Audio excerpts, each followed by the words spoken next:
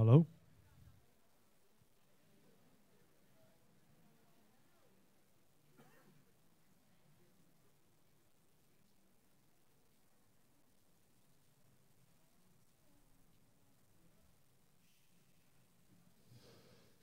Good evening, and we're back. For some people, it's the afternoon because yeah, when you're on the internet, you're on the whole world. So I would like to say hello to the streamers and thank you for the patience. We're gonna finish off this conference for today because we still have a day for tomorrow with a roundtable discussion. Of course, Daniel List, who would moderate this panel, is still on his way.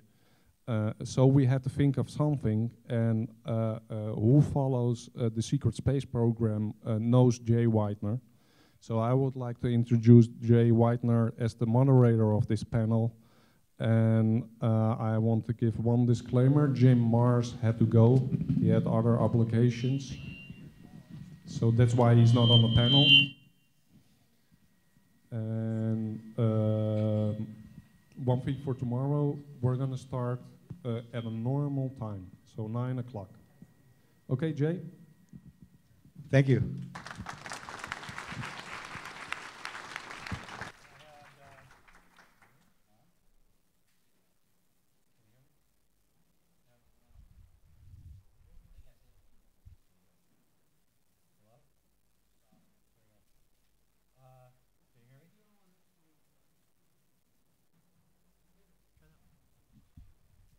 All right, can you hear me? Okay, so I had 45 minutes to prep, so I'm going to do my best. I guess one of the things I'm really interested in, and since we've got our esteemed panel, is kind of the propaganda around the Secret Space program. I think that's what interests me in some ways the most, the way that Hollywood plays with our minds and tries to make us think one thing while actually another thing's happening, while also slipping little elements of the truth in. And so that's one of the things, my ballywick, I guess you might say, in this whole thing. So I'm kind of interested in that. So we have Joe Farrell and Jay Dyer and Paul Laviolette and Walter Bosley. Thank you. And they all have their own point of view on the Secret Space program. And I don't know, your own, is it okay if the crowd asks questions? Good, good. So maybe we should take that tact and since you didn't do any Q&A today, it'll give us a chance for you guys to ask these guys questions. Is that okay? Okay. Anybody got any questions? Who did 9/11? Okay, there's a question right here with this young lady.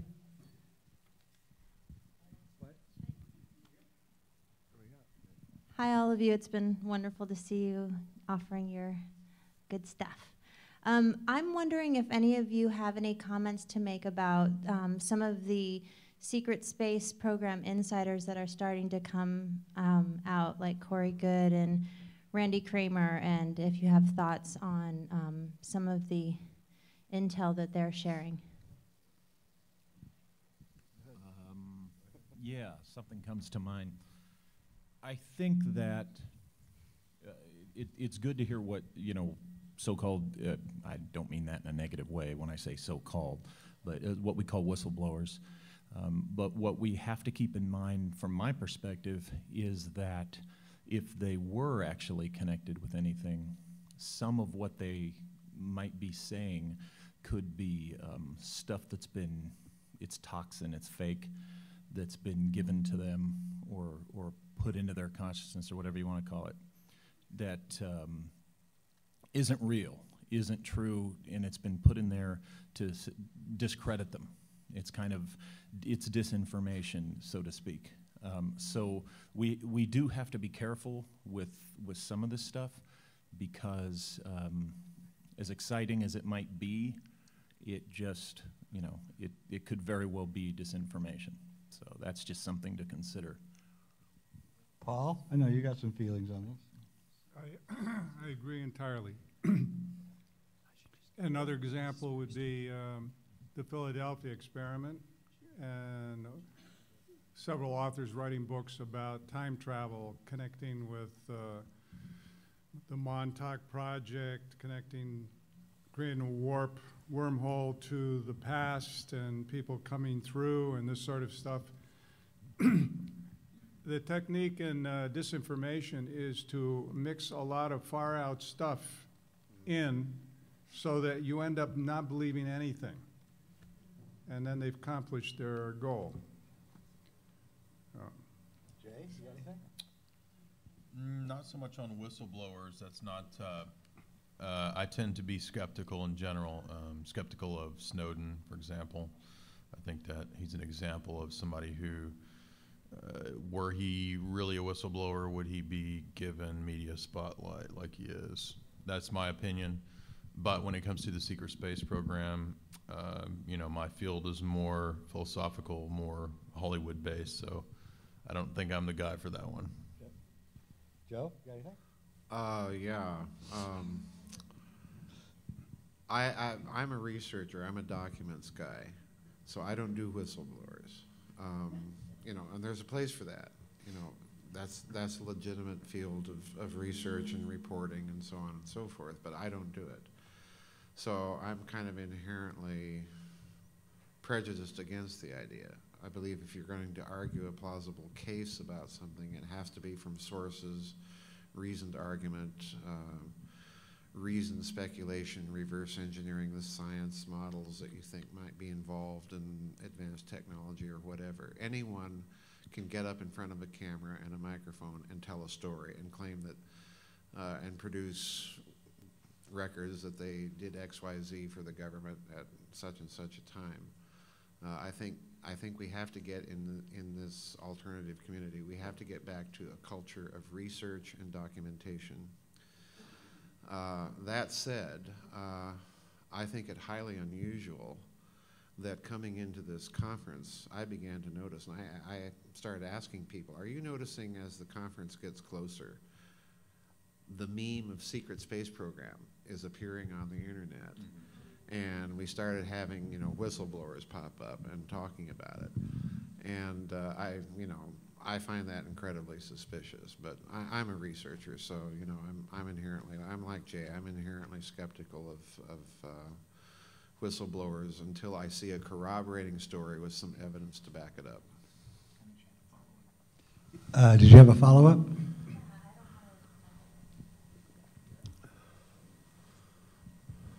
Do you think there is no place for, I mean, Joseph Farrell, you had mentioned that there was not, that just was not how you do your research. Is there no place for people who are expressing an experience in these programs that you all say exist? What happens in the future when these people start to come forward and they are putting their lives on the line? And I'm not saying anyone in particular because I'm just postulating here, but how do we embrace these people who may, and this is just a, you know, pontification, come out and say, this is what I know? Do we give them a space at a secret space program conference?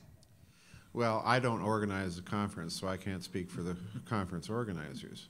I can speak only for myself. And from my point of view, it seems like this alternative research community, or whatever you wish to call it, is overpopulated by conferences telling stories. And to me, this is kind of a reminder, reminds me of the evangelical revivalist culture that we live in. Everybody is telling their personal story, but there's little contribution from researchers in this culture. So from my point of view, I welcome conferences like this because every one of the speakers is bringing a research point of view to this, be it whether they're interviewing whistleblowers or arguing from popular culture and what memes are appearing or investigating documents. So I can tell you for my part, in my research, I concentrate on documents. And I have had many people approach me offering, you know, inside information and so on, and I just don't do it. I've told them, you know, I'm not your man. There are others in this field that'll do that, but I'm not it. You, sir? Do you all believe that disclosure will occur within the next 10 years?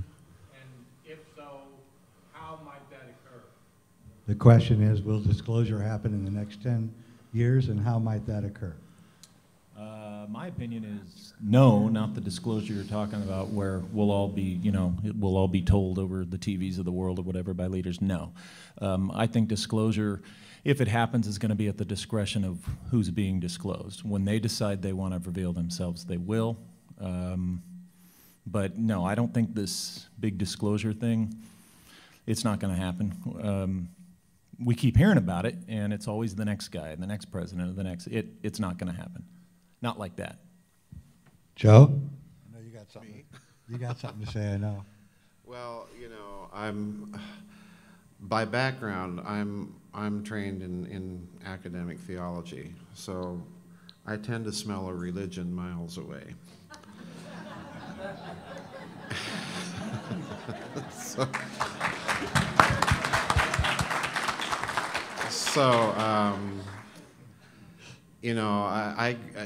While I'm not part of, nor even really sympathetic to the evangelical kind of American civil religion version of Christianity, to me, the whole disclosure meme is kind of like the rapture and the people predicting when that's going to happen and reading the tea leaves of world events according to a theological school that they have gleaned by revelation or speaking in tongues or reading Clarence Larkin and the Bible Map of the Ages.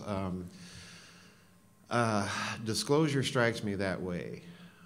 It's a meme that has been driven, I think, consciously and deliberately into the UFO field. I suspect that part of this has been very deliberate on the part of the national security establishment. It just doesn't interest me, and I'm with Walter on that one. I agree foursquare. Any more questions? Yeah, I think we should bring this back into the legal field, and the more suits that we can bring against the federal government about UFOs, about how they cannot protect us, and if we can prove that they can't protect us, then they'd be forced to show us and actually reveal themselves. Don't you think? I'll jump in again. What I learned as an OSI agent doing program protection was very enlightening. And here's the thing.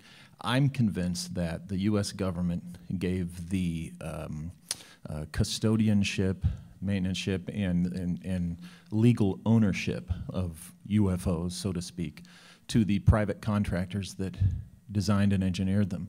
Now, what that means legally is that's their proprietary material, and the Constitution does not force any company or private person to reveal their proprietary material to the public at all. They're not required to. But and they figured this out a long time ago, that if they hand it over to these private organizations, that no lawsuit by any citizens will ever get it revealed. But through discovery, all of that would have to come forward. No, it's proprietary material. What you're talking about, the UFOs and stuff, it's proprietary material. It does not have to. Okay, what I'm saying is, like, if you did a lawsuit against the federal government, they're supposed to be able to protect us, okay? Right. Say abduction happens, something happened to them that it's irrefutable, like they have something inside of them or whatever, or a baby gets lost or whatever. Yeah. You know what I'm saying? That's irrefutable in a court of law. So, right. In that scenario, if that's happening, I see your point. who the heck is laughing? Why are you laughing?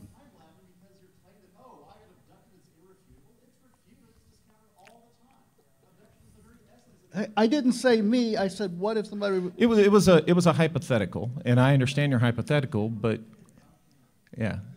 You know, if you're one of those people that's gonna laugh and stuff, you really need to go. We're trying to be serious here, you know? Really serious. Okay. It's the people like you that give us a bad name. Right, let's keep it going. Okay, let's stay on track here. Yeah. Yeah.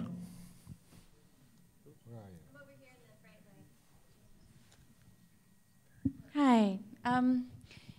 I'm wondering if you've heard of something that just happened. I'm sure you all have, but I got a hold of something on the internet by the Kesh Foundation talking about plasma generators, and a nuclear physicist from Iran who's given the blueprints to the world and showed a video of him giving it to the delegates, the ambassadors of the world, saying, we're trading you this for world peace, this is a free energy device, and it's now being taken to the governments of the world. Italy's supposed to be producing 1 million of these by the end of November. What do you guys think about that? Do you know about it? I will take this one. We're also GlobalBEM, Breakthrough Energy Movement. We have invited Cash numerous of times to our event in the past.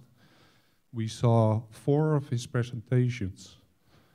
And let's this be clear right now. We had a private meeting with him, and he gave his word that he was going to show us something. We were there with the university students of Delft, and he didn't show anything. He was rude to the people in the room. He is, for me, another diversion. Because he was telling that he was going to show something, or not, last week. Where is it? Where is it?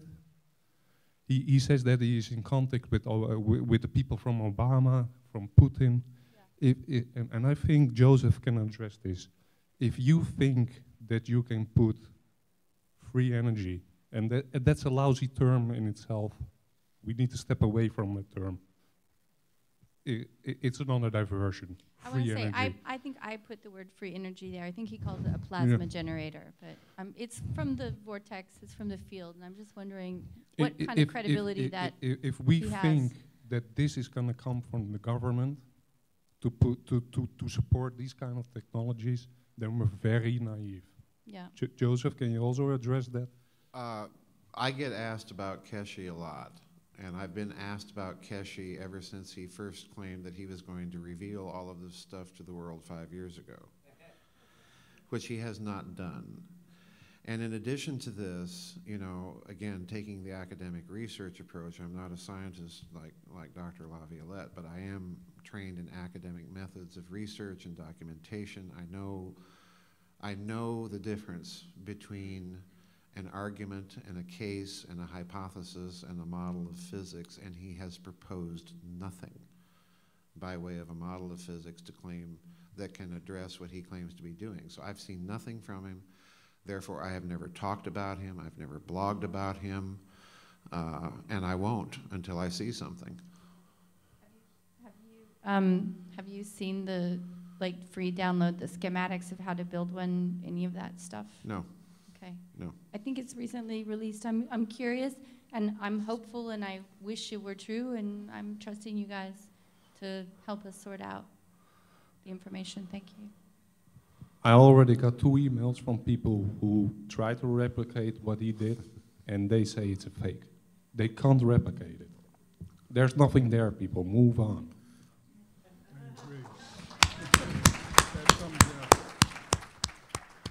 You.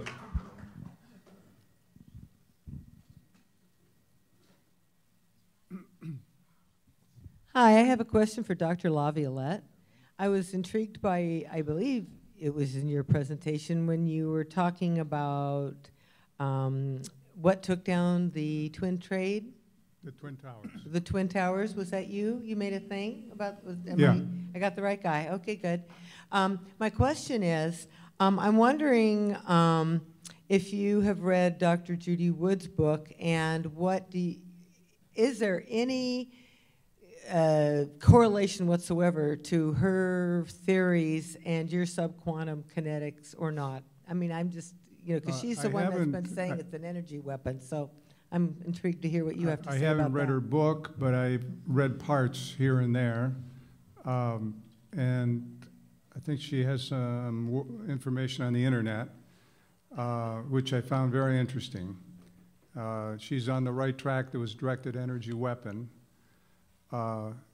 And I'm just adding to that I believe it was microwave beam involved. In my book, I talk about the Mylar microwave platform. It was something was leaked at a conference in France. A friend of mine who speaks French was there, told me the story. Jacques Vallée was acting as a translator. And when the gentleman who was speaking began to diverge onto that topic, he said, "Taisez-vous," which means shut up in French. It's very interesting. It indicates this guy knew about something classified that involved a microwave device of some sort in space on a platform orbiting the Earth.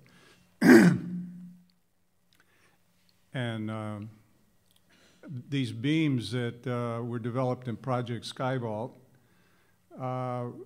would be the type of thing that could bring down a building. I mean, these can have peaceful utilization for aerospace propulsion, but if you aim them at a building long enough, it can turn the concrete into powder, just like they observed. The concrete was turning into dust in midair. We know of no other thing that would do that. Microwaves can be absorbed by the water in the concrete and turn it to dust. Also, with these microwave beams, if you change the frequency very slightly, rather than pushing against something, they can start drilling holes in it. So it can be a weapon, can be used as a weapon. Yeah. Can I also address that? And maybe I'm a smartass right now, but let's introduce another meme here.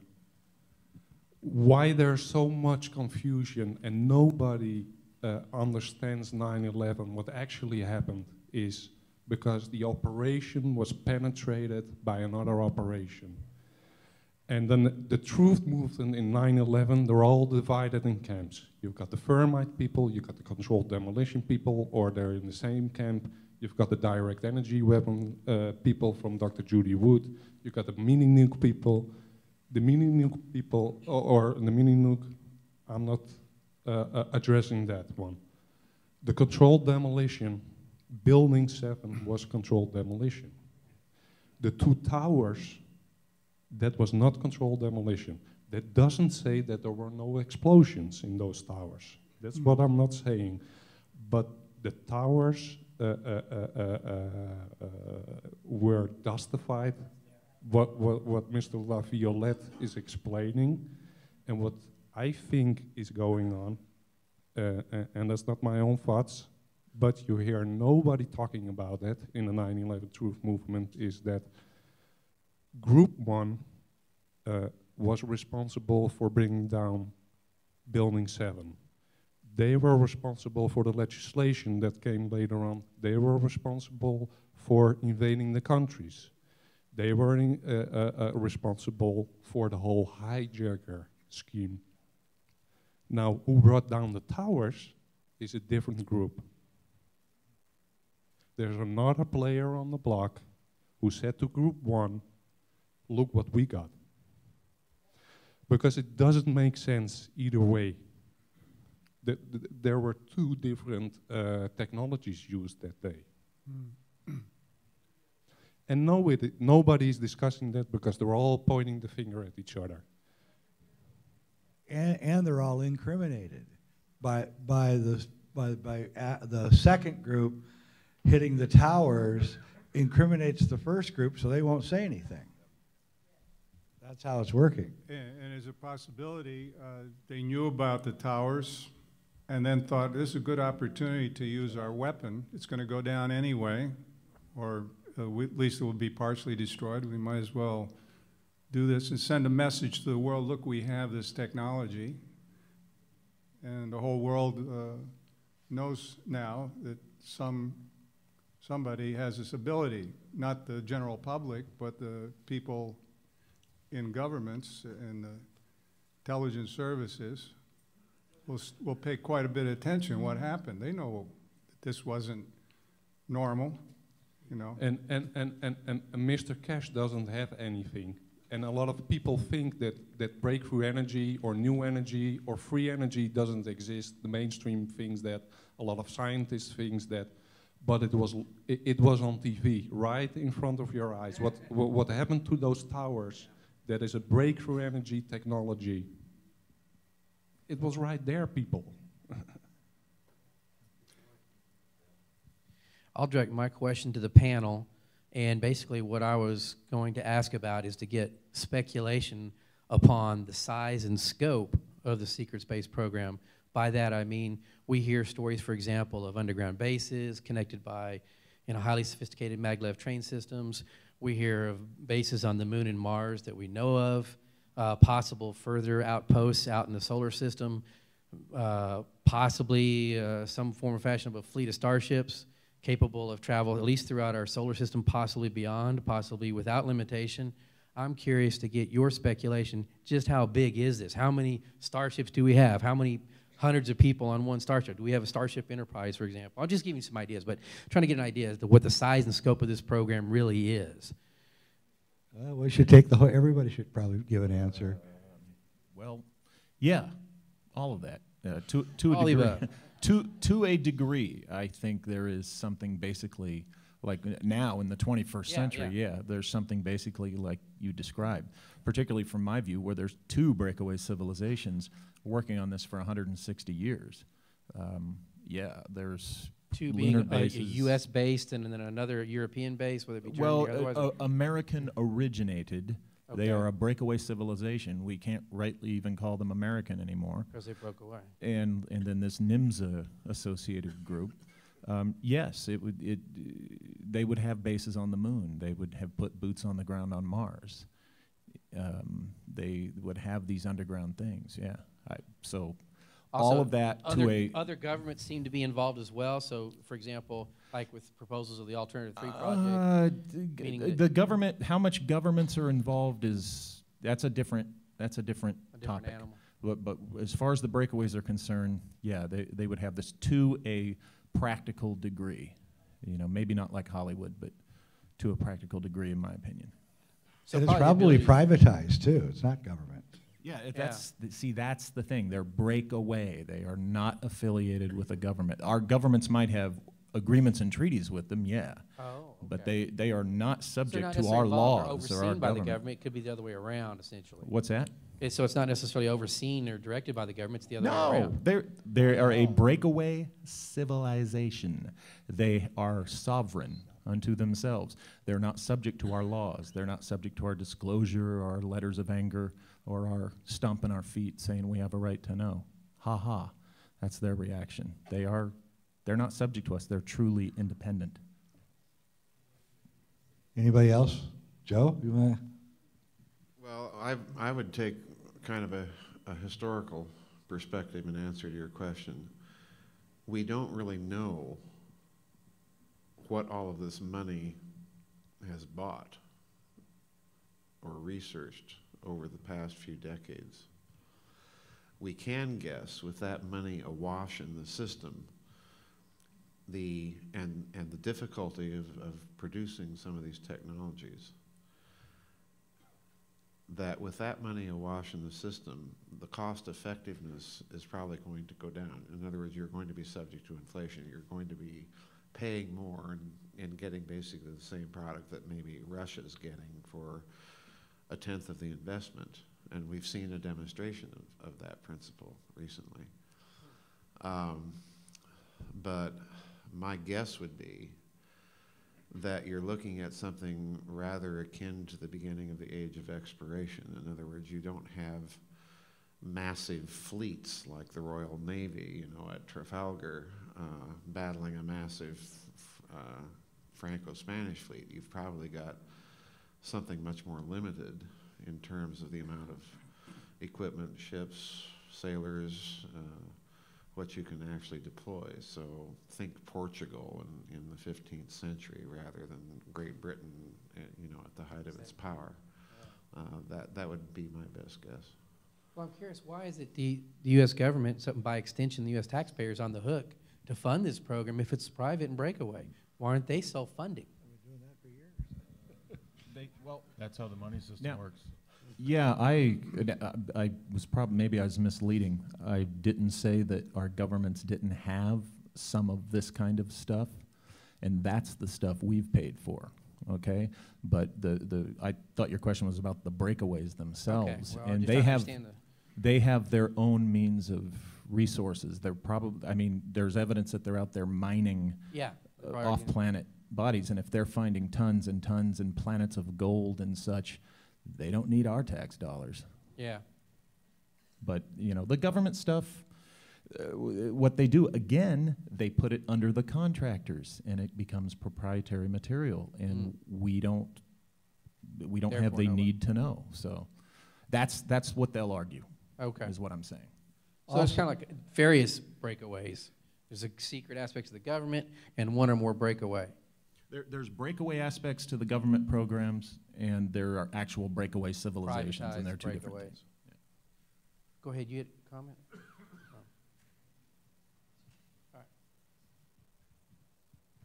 Well,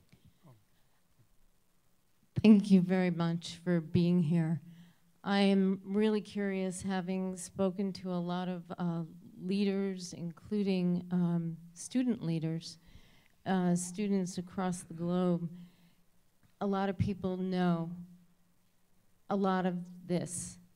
They already know about disclosure because of internet, and their main concern is solutions.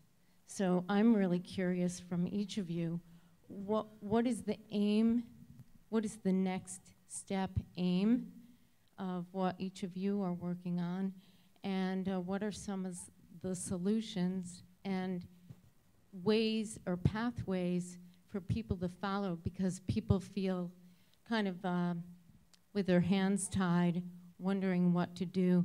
They don't even know how to discern. The woman who was asking the wonderful question about discerning what to trust and what not. How do we know even to trust you? Although I do trust you. But you know what I mean? The discernment factor and the solution factor, I think, are what people are looking for right now. Thank you. You should probably each one of you address it. Good question. That's a very good question. From my answer is that for discernment, going back to what Dr. Farrell said about this new age of exploration, that's exactly where we're at. Okay, planet Earth, folks, is the old world. The new world is up there. And if any of us commoners, common folk, want the opportunity to discern what the truth is, we now have reached a point in history where it's trust your own eyes. And the way you gotta trust your own eyes is to get out there yourself. Don't just listen to guys like us. Get out there yourself and investigate stuff. If you can get your boots on the ground of another planet, that's in the nearer future than you think, I think, then that's where we're at. And that's why you need to back commercial private space groups as much as you can, because they're going to be the ones that are going to need bodies up there, boots on the ground, working the factories and everything, and that's going to be the best chance for the common person to get up there and see for themselves. But that's where we're at. These breakaways and the government's doing breakaway stuff, they already see this as the old world. The new world is up there. And so it's kind of time to embrace that, I think. You're not going to fix this.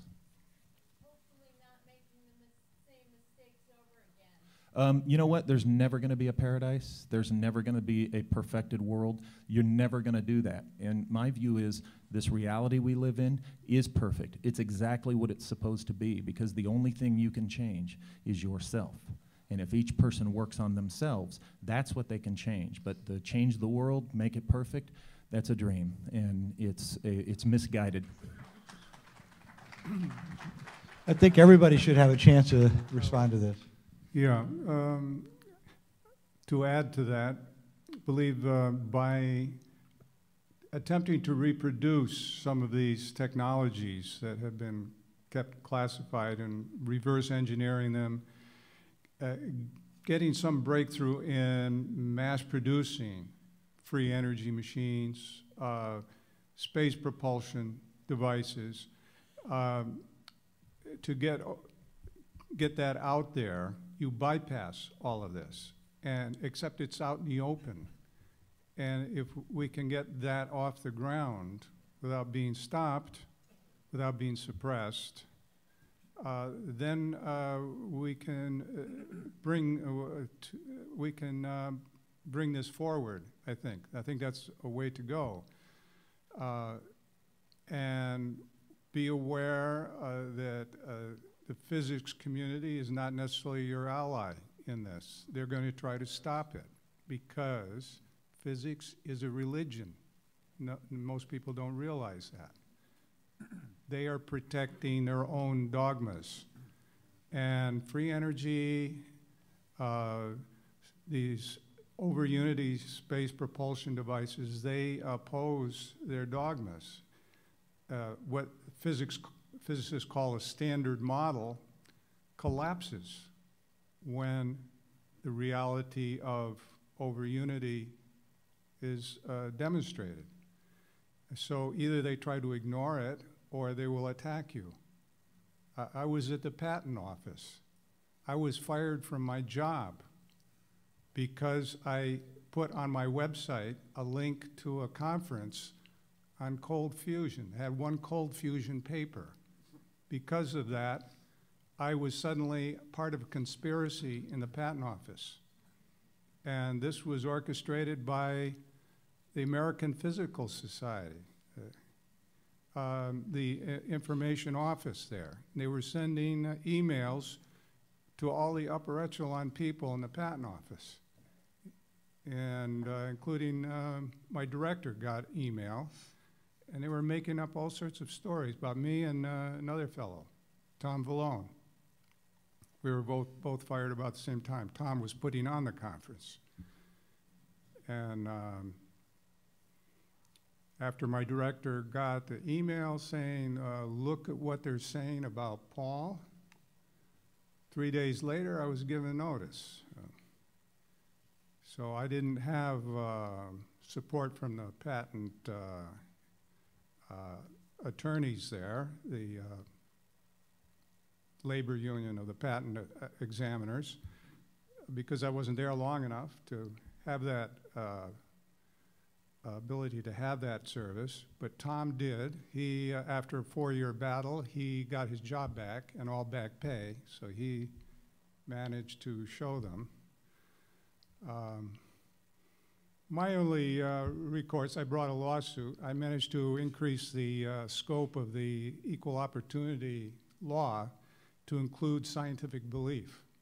So you can claim discrimination if you're fired from your job based on your scientific beliefs if your religion is panentheist. In other words, for example, a Buddhist or even Orthodox Christian, they view nature as part of God, not separate. So therefore, if you're studying nature, you're studying God. It's part of your religion. And if they fire you because you have theory about that, that's discrimination. So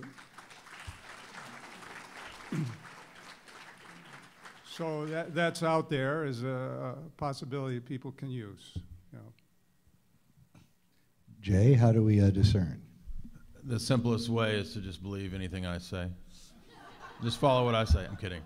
No, that's a good question. I would say, just being a guy who studied philosophy, the most helpful thing that I learned was basic logic, believe it or not, because most people don't know basic critical thinking and logic because it's not really taught in academia much anymore unless you choose a specialized field where you're going to learn that, like going into law or something like that. Most people don't take those classes. So I would just say familiarize yourself with the basic fallacies, and then when you approach topics, news articles, politicians spouting stuff, you'll start noticing fallacies. You'll start noticing that, oh wait, that's a complete contradiction from what they just said.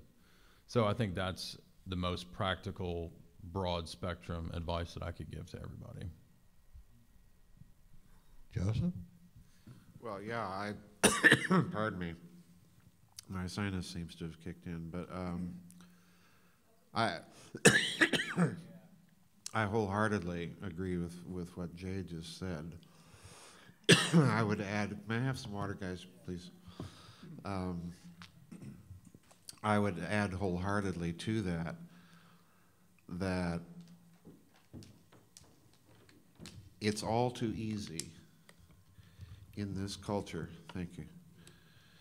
It's all too easy in this culture to have whistleblowers, storytellers, and so on. And I kid my friends that the epitaph on my grave was, "He gave his life for footnotes." But if you, especially in a field like this, where you have competent scientists publishing in the field, publishing their research, you read his book, it's referenced, it's footnoted. There are little brackets at the bottom of the page where he explains some of the mathematical principles. Now that's academic argument. That's academic argument. And the other thing I used to tell my students, in other words, you know that you're at least dealing with a source pretending at the minimum to be credible, or that may be credible, if you see all the signs of argumentation and reason. That's paramount. I can get up in front of a group of people and claim all the things I claim on the basis that I talked to an anonymous insider and not have to footnote a thing in my books. It's a lot of work. So that would be my first thing. Tune out the whistleblowers and do real research and read and study the researchers. And I used to tell my students back when I was teaching college a second thing. Trust your own mind. Trust your own mind. That and reason and logic, argumentation with a model and a theory that's argued and proposed, then you're in a position to weigh it. And trust your own mind, because that's the ultimate authority and the only authority that you have to listen to other than your heart and your conscience. It's not on TV, and it's not simply because somebody has PhD behind their name. That's it.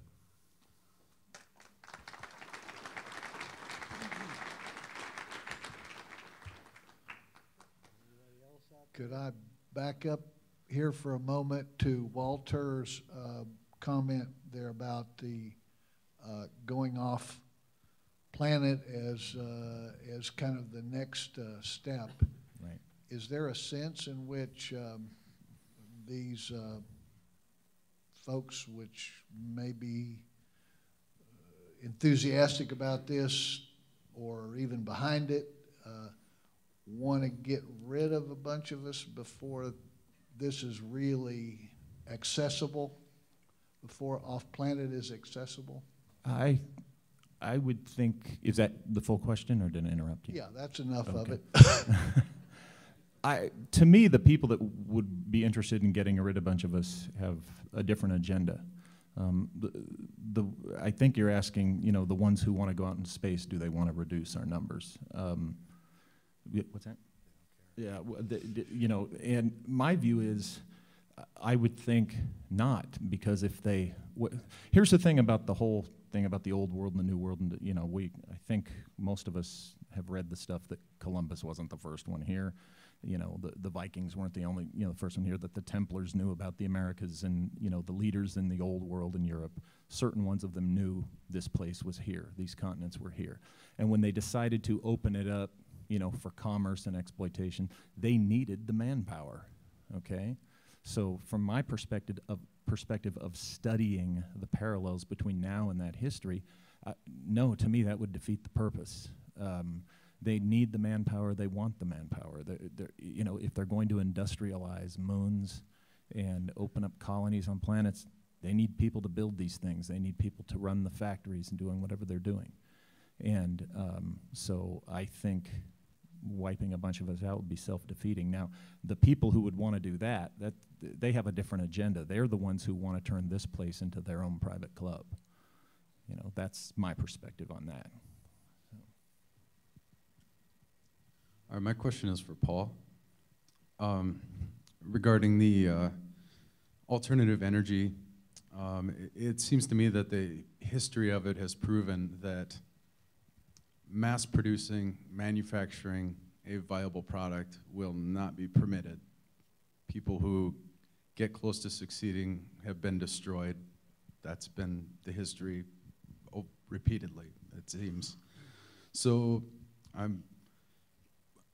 I would, just to comment for myself, it would seem to be the only way around that would be a design that is buildable at home by individuals, that like with a device simple enough that people could build it in a decent home shop kind of, you know, like it's something that's going to take major capital, major you know, equipment to build is not going to happen.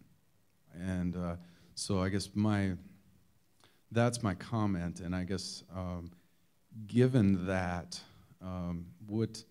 given the history of you know, the people who get close to succeeding with this being destroyed, you know, it's not going to come from manufacturing. So how do you see, and also I don't think it's going to come from the patent office, where you know, to me it seems like the only way this is going to happen is if people have a simple, viable design that's easily constructed, that can be put directly into the public domain, and nothing else is going to work. Tell me if I'm wrong.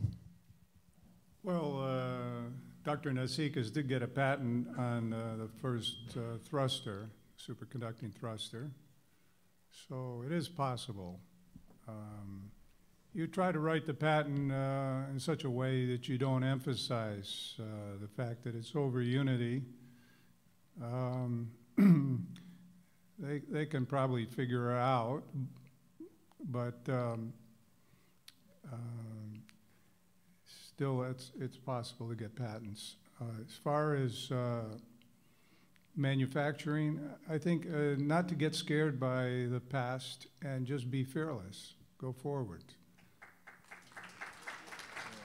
If enough people stand up and make their own models, and then make for their friends, eventually go into business, you know, these things grow slowly, then I think that these dreams can happen.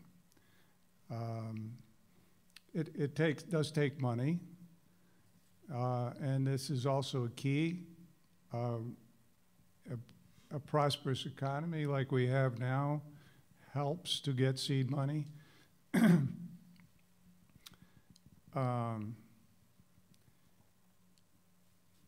So, and the ones that are the simplest, like you say, that people can make in their homes are going to perhaps make market first.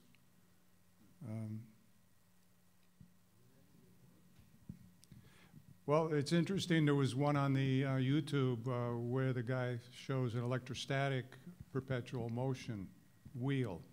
You start moving, it keeps going. I don't know if some of you saw that.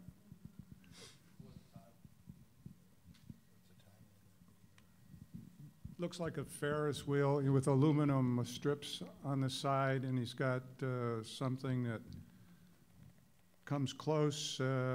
It creates probably asymmetrical forces on the wheel to keep it going. So that's something that could make out of a piece of plastic and aluminum foil from your kitchen with the right bearings, needles, and so on to make bearings. Kid could make it. If you can make it in the right way, he shows how to do it. So you could take it into any science class, get the kids in elementary school, you know, start going to elementary schools, have the kids playing with this stuff. This is the way to go, education, you know. and be in the face of the physicists. They're trying to say this doesn't work. Okay, first of all, thank you very much for your research. We really appreciate it. In talking about research, I would like to ask you a question in regard to the Hadron Collider. Under the Secret Space Program Dictionary, how can you define the Hadron Collider? Is that for me? That was my question. Yeah, go for it.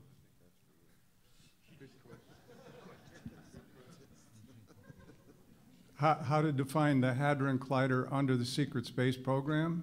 Why they built it? Was there some ulterior motive to build the collider? Well, I'll tell you, it's pretty much worthless for physics, in my opinion. I mean, even the, what they call the Higgs boson, they didn't find the right particle. And then they gave the guy the Nobel Prize, and that's sort of, a lot of physicists find that humorous. You wonder, what is the Nobel Prize worth anymore? You know? But yeah, I mean, you go to higher particle energies and you're going to produce more and more particles, but what do you learn from that? You know, they would better spend the $4 billion funding some good research, you know, like free energy research, maybe. I don't know whether their good use is for that. It employs a lot of physicists. And the other big waste of money is string theory. Keeps them out of the way. Keeps them out of the race. They say that maybe there's 2 physicists in the whole world that understand string theory, and the rest pretend they understand it. And it hasn't made any predictions that are testable. Mm-hmm. But it does keep. It does swallow a lot of money, like black hole. Now there you have a black hole. It's the only one I would believe in. Yeah.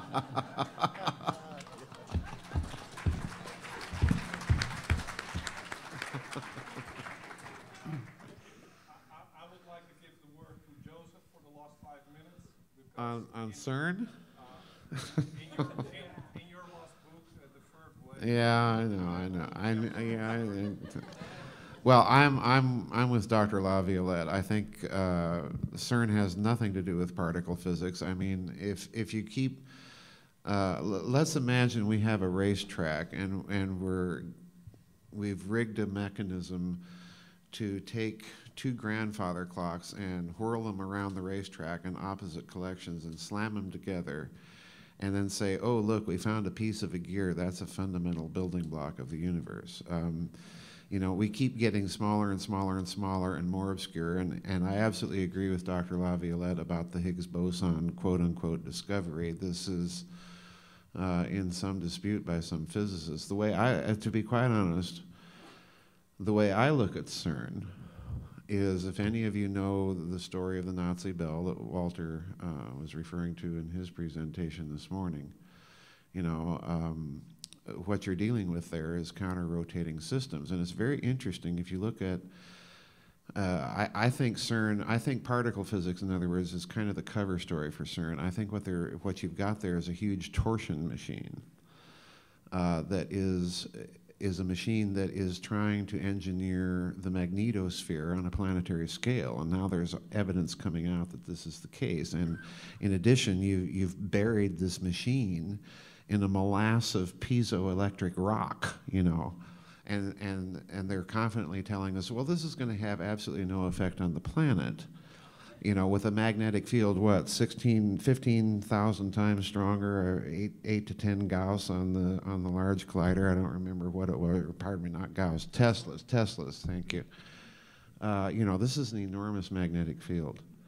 So I'm looking at this, and I'm seeing if you're familiar with how CERN is set up, you've got the large ring on the bottom, you know, 100 or so meters down, which is the Hadron Collider itself, and then above that you've got a smaller ring that's canted off the axis of rotation of the large collider. You've got the proton synchrotron above that that's kind of sitting on the rim if it were, you know, right down on top of it. So you've got these enormous magnetic fields, and they're spinning all of this in contrary directions. And I'm thinking, well, gee whiz, you know, this is a huge torsion machine.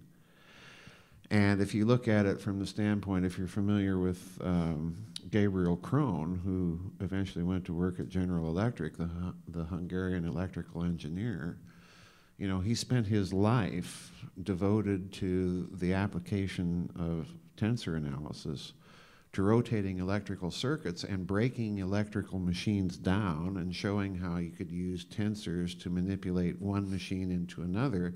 But here's the problem. When you do that, you have to use higher dimensional mathematics. In other words, you have to use mathematical expressions in more than 3 dimensions.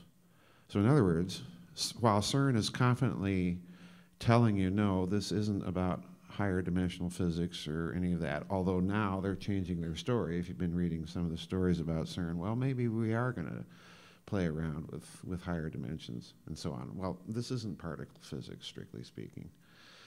So I'm looking at this and I'm seeing perhaps the possibility, at least, I think, that we have to entertain the idea that particle physics may be the public story and that this thing may be about something else entirely. And that something else may be the ability to manipulate the magnetosphere and so on, even perhaps the interior physics of the planet itself with this machine. So, you know, I've never been comfortable with the growing pantheon of the quantum mechanical zoo in the standard model. I just never have. So I hope that answers your question.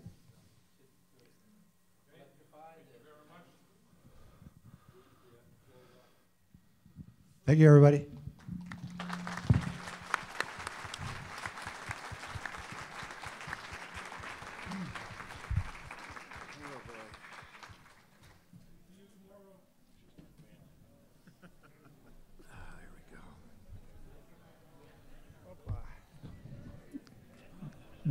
Don't forget the daylight saving times tomorrow.